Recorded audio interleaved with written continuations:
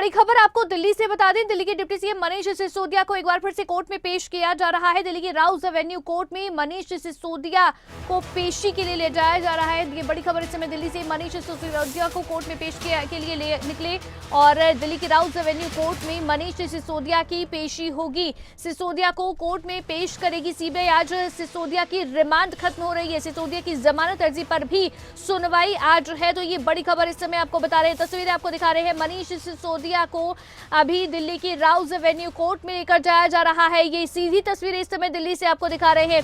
दिल्ली की Rouse Avenue court में आज दिल्ली के डिप्टी सीएम मनीष सिसोदिया की पेशी है और यहां पर मनीष सिसोदिया की जमानत अर्जी पर भी आज सुनवाई होगी। लेकिन साथ ही साथ आज यहां पर जो सीबीआई की रिमांड है वो भी खत्म हो रही है। तो आज मनीष सिसोदिया को कोर्ट में पेश किया जा रहा है। खबर पर ज्यादा जानकारी के साथ राजा पटेल हमारे संवाददाता हमारे साथ दिल्ली से फोन लाइन पर जुड़ गए हैं। राजा पटेल, क्या और जानकारी फिलहाल सामने आ रही है? मनीष सिसोदिया को अभी तो कोर्ट में लेकर जाया जा रहा है।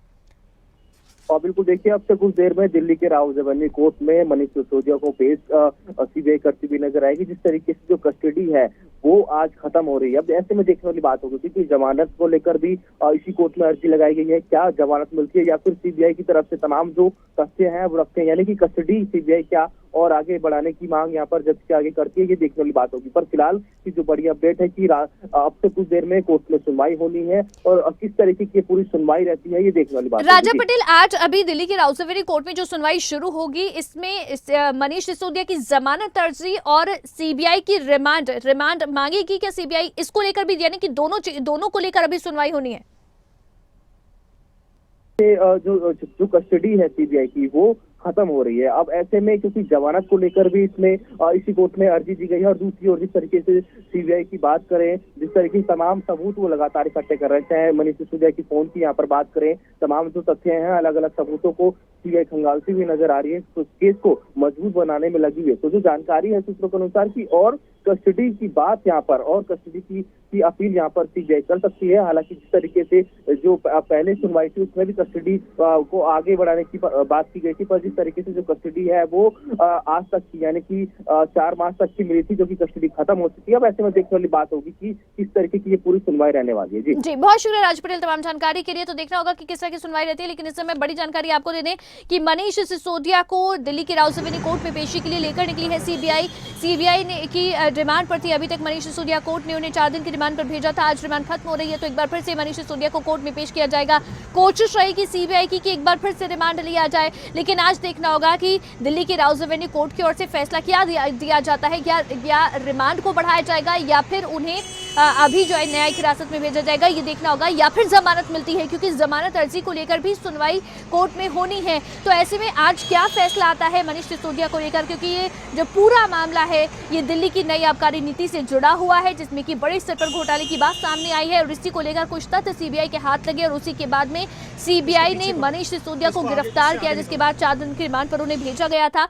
और अब आज ये रिमांड खत्म हो रही है, जिसके बाद अब मनीष सिसोदिया को कोर्ट में पेशी के लिए सीबीआई लेकर जा रही है और अब से कुछ ही देर बाद कोर्ट में सुनवाई शुरू होगी दिल्ली की राउज एवेन्यू कोर्ट में। और यहां पर मनीष सिसोदिया की ओर से दरअसल जमानत को लेकर अर्जी भी लगाई गई है, तो उसे लेकर भी सुनवाई होनी है। और साथ ही साथ सीबीआई अब आगे क्या रिमांड मांगती है तो कितने दिन की मांगती है, लेकिन कोर्ट का फैसला क्या आता है, क्या रिमांड को बढ़ाया जाएगा या फिर न्यायिक हिरासत में भेजा जाएगा, ये जरूर आज देखना होगा कि कोर्ट का फैसला इसे लेकर क्या सामने आता है। मनीष सिसोदिया की जमानत अर्जी को लेकर भी सुनवाई होनी है, तो क्या जमानत अर्जी स्वीकार कर ली जाएगी, क्योंकि इससे पहले जमानत को लेकर मनीष सिसोदिया सुप्रीम कोर्ट के भी पहुंचे थे, लेकिन सुप्रीम कोर्ट ने उन्हें निचली अदालत में जाने के लिए कहा था, हाईकोर्ट जाने के लिए कहा था। तो ऐसे में दिल्ली की राउज एवेन्यू कोर्ट में दरअसल जमानत की अर्जी भी लगी है। तो आज जमानत अर्जी को लेकर भी क्या फैसला दिया जाता है ये भी जरूर देखना होगा। लेकिन इस समय सीबीआई मनीष सिसोदिया को दिल्ली की राउज एवेन्यू कोर्ट में ले जाने के लिए निकली है और अब से कुछ ही देर बाद दिल्ली की राउज एवेन्यू कोर्ट में सुनवाई शुरू होगी, मनीष सिसोदिया की पेशी होगी और उसके बाद में सुनवाई होगी कि सीबीआई की रिमांड बढ़ाई जाए या नहीं और मनीष सिसोदिया को जमानत दी जाए या नहीं, तो इसे लेकर भी सुनवाई होगी। तो इस समय आपको बता दें कि ये तस्वीरें हम आपको दिखा रही हैं। इस समय सीधी तस्वीरें आपको दिल्ली से दिखा रहे हैं। राउज एवेन्यू कोर्ट में मनीष सिसोदिया को आज पेश किया जा रहा है। उनकी सीबीआई रिमांड आज खत्म हो रही है और दरअसल आपको ये भी बता दें कि मनीष सिसोदिया ने अपनी जमानत अर्जी में कहा है कि उन्हें हिरासत में रखने के लिए से कोई उद्देश्य पूरा नहीं होगा, क्योंकि सभी बरामदगी पहले ही की जा चुकी है। इसके साथ ही उन्होंने कई बातों का जिक्र किया है। दरअसल सिसोदिया की जमानत अर्जी पर आज राउज एवेन्यू कोर्ट में सुनवाई होनी है। तो राउज एवेन्यू कोर्ट में सीबीआई की 5 दिन की रिमांड पर थे। सीबीआई की 5 दिन की हिरासत आज खत्म हो रही है और ऐसे में आज उन्हें कोर्ट में पेश किया जा रहा है। दिल्ली की राउज एवेन्यू कोर्ट में सिसोदिया की जमानत अर्जी पर कोर्ट आज फैसला करेगा। वहीं सिसोदिया ने अपनी जमानत अर्जी में कहा है कि केंद्रीय जांच एजेंसी की ओर से बुलाए जाने पर वो जांच में शामिल हो गए हैं। सिसोदिया ने जमानत याचिका में कहा है कि उन्हें हिरासत में रखने से कोई उद्देश्य पूरा नहीं होगा, क्योंकि सभी बरामदगी पहले ही की जा चुकी है। साथ ही कहा कि इस मामले में गिरफ्तार अन्य आरोपियों को पहले ही जमानत मिल चुकी है। सिसोदिया ने दावा किया है कि उनके पास दिल्ली के डिप्टी सीएम का महत्वपूर्ण संवैधानिक पद है और समाज में उनकी गहरी प्रतिष्ठा है। वहीं उनके वकील कह रहे हैं कि याचिका की कॉपी सुनवाई तक शेयर नहीं की जाएगी। इसके साथ ही साथ आपको यह भी बता दें कि दरअसल सीबीआई ने सिसोदिया को 26 फरवरी को 8 घंटे की मैराथन पूछताछ के बाद में गिरफ्तार किया था। 27 फरवरी को कोर्ट ने उन्हें 5 दिन की सीबीआई कस्टडी में भेज दिया। सिसोदिया ने सीबीआई की गिरफ्तारी को पहले सुप्रीम कोर्ट में चुनौती दी थी, लेकिन सर्वोच्च अदालत ने उन्हें फटकार लगाते हुए कहा था कि आपको पहले दिल्ली हाई कोर्ट जाना चाहिए। जोर देकर कहा था कि जमानत के लिए सीधे सीधे सर्वोच्च अदालत में पहुंच जाना गलत परंपरा है। लेकिन ये जो सीबीआई की कस्टडी में अब मनीष सिसोदिया आ गए हैं, तो सीबीआई की जांच मनीष सिसोदिया तक कैसे पहुंच गई, ये आपको ग्राफिक्स के जरिए हम बता रहे हैं। दरअसल नई आबकारी नीति से जुड़ा हुआ ये मामला है और रिश्वतखोरी के आरोप में सिसोदिया समेत 15 लोगों के खिलाफ सीबीआई ने मामला 17 अगस्त 2022 को दर्ज किया था।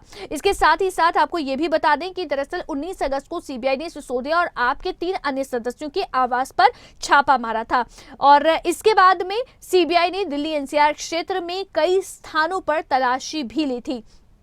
हालांकि इस तलाशी के दौरान मनीष सिसोदिया के खिलाफ कुछ नहीं मिला था। 22 अगस्त को ईडी ने आबकारी नीति में मनी लॉन्ड्रिंग का मामला भी दर्ज कर लिया था, तो ईडी भी इस मामले में दरअसल सिसोदिया के पीछे है। 30 अगस्त को सीबीआई ने मनीष सिसोदिया के बैंक लॉकरों की तलाशी ली थी, लेकिन लॉकरों से कुछ बरामद नहीं हुआ था। 27 सितंबर को सीबीआई ने मामले में पहली बड़ी गिरफ्तारी की थी। इसके बाद आपको बता दें कि दरअसल आपके संचार प्रभारी विजय नायर को गिरफ्तार कर लिया गया था और विजय नायर के अलावा एक और जो गिरफ्तारी हुई थी 28 सितंबर को शराब कारोबारी समीर महिंद्रू को गिरफ्तार किया गया था, तो ये भी दूसरी बड़ी गिरफ्तारी इस मामले में हुई थी।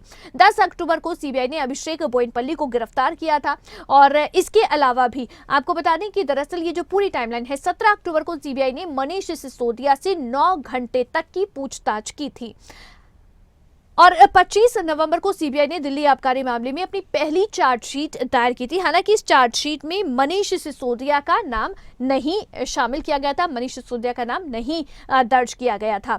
इसके बाद में आपको बता दें कि चार्जशीट में विजय नायर और अभिषेक बोयनपल्ली सहित 7 अभियुक्तों को नामजद सीबीआई की ओर से किया गया था।